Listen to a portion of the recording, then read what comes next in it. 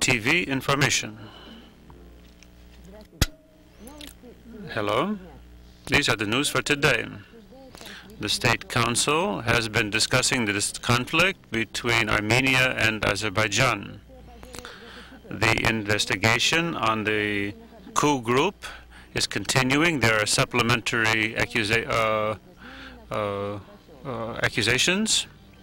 Meeting of Gorbachev with the ministers. New guarantees for Western investors in the Soviet economy. Israel is unhappy with the December 4th date for the peace conference with the Arabs. Here's the anniversary of Mr. Rumyantsev, who was a famous clown. The unsuccessful attempt to ratify the Union Treaty and the events in Nagorno-Karabakh demonstrate that the country is still having problems with a real disintegration. Attempts to make peace between Armenia and Azerbaijan were made at a closed-door session. At the end of the situation, of the meeting, our reporter got a report. In Nova Agayov, our leaders of the various republics are still meeting. Because of the topic, the meeting is taking place behind closed doors. Gorbachev was leading the meeting, and there was no information which was issued to, which was released.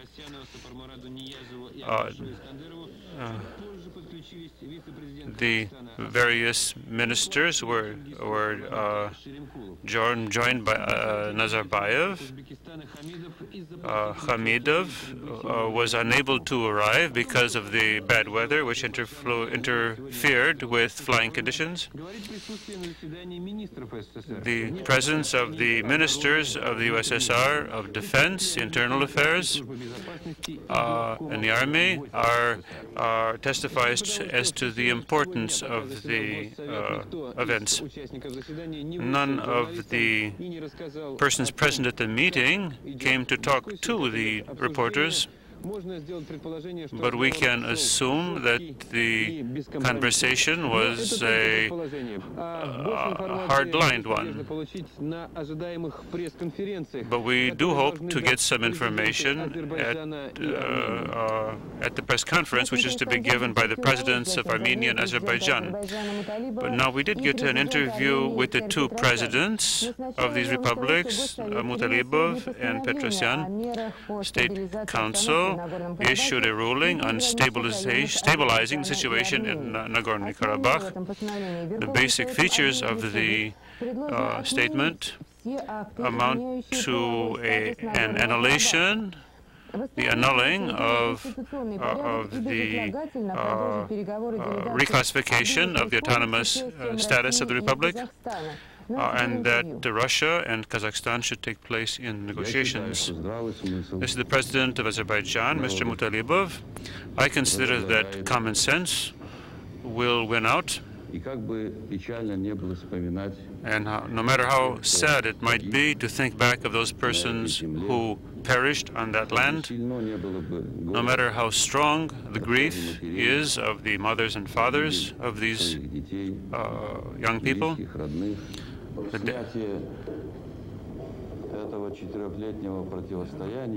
the elimination of this 4-year confrontation between these two peoples is possible only if we conduct constructive political dialogues. For there is no alternative to solving this solution other than that of peaceful negotiations. Responding to questions from reporters, the President noted that the President's situation was controlling the situation. There was no need, he felt, for an emergency situation. This is Mr. Petrosyan, the President of Armenia. I can imagine the reporters asking how tense people are waiting for the results of this meeting. Yes, the situation is quite tense after the decision in Azerbaijan as to eliminating the autonomous status of the region. This is a question of principle. The meeting has taken place in a calm, working atmosphere. I think that the State Council, in adopting its position, which is in accord with the Zheleznovodsk situation, is correct in insisting on the elimination of the ruling which stripped the area of its autonomous status. I've agreed with President Mutalibov of Azerbaijan that we would conduct a meeting between our representatives, and by the end of the year I will meet personally with President Mutalibov, possibly in Zheleznovodsk.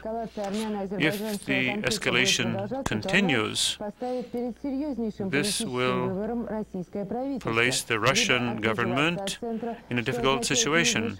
They will have to distance themselves or take part.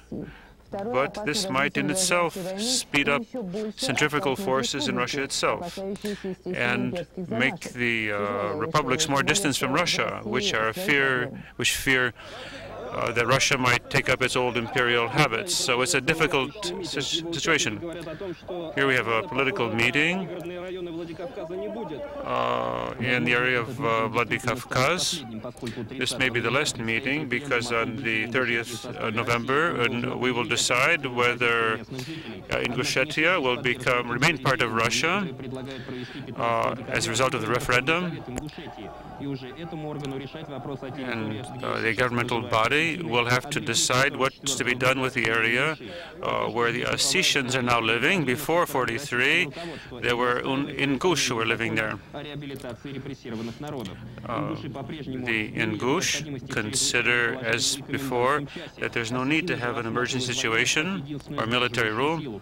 But the Ossetians see the Russians to be the only force making for restraint. On Sunday, there's going to be the all-Ukrainian referendum and election of the president of Ukraine. So the highest rating is had by Mr. Kravchuk. 47% would vote for him. Vyacheslav Chernovil is in second place, 17%. There are 6 other candidates, and Alexei Tkachenko, who was a minister, has stepped back in favor of Mr. Kravchuk. So they say there are 3 conditions that you need for a successful election. You have to have a good team. Secondly, you have to appear on television as often as possible. And thirdly, you have to be very critical of the authorities. In the first 2 points, Mr. Kravchuk is as ahead. But as a head of state, he is subject to criticism from his opponents, who are attacking him for giving in to the center and devoting most attention, having the most attention devoted to him on the part of television radio. And Vyacheslav Chernovil even refused to give an interview to Ukrainian television in protest. It turns out that the elections are not all that safe. When Kravchuk was visiting a market, a guard was wounded by a knife. The state of the officer is not dangerous. On the 29th of November, there will be elections in Moldavia, now called Moldova. Since there's a boycott of the elections going on, the government decided to let people vote everywhere in the country. Buryatia has decided to elect a president, but the question of elections remains open as of yet.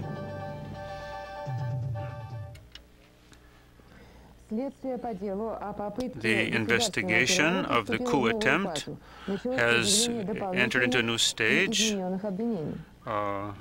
There are new circumstances, and Yanayev, Starodubtsev, and Lukyanov are now accused of having attempted to seize power. This is a criminal affair, and there are also articles in the Russian code, criminal code, article number 64. Here, the beating is taking place where the Russian Communist Party used to be, and before that, it was the ideological branch of the Central Committee of the Communist Party. They have armed guards here with automatic weapons. The accusation is that they attempt to pull off an overthrow of the government. The accused are now developing their defense strategy. Today in Moscow, on Staraya Ploshchad, we have an office opened by the Russian government, and Gennady Burbulis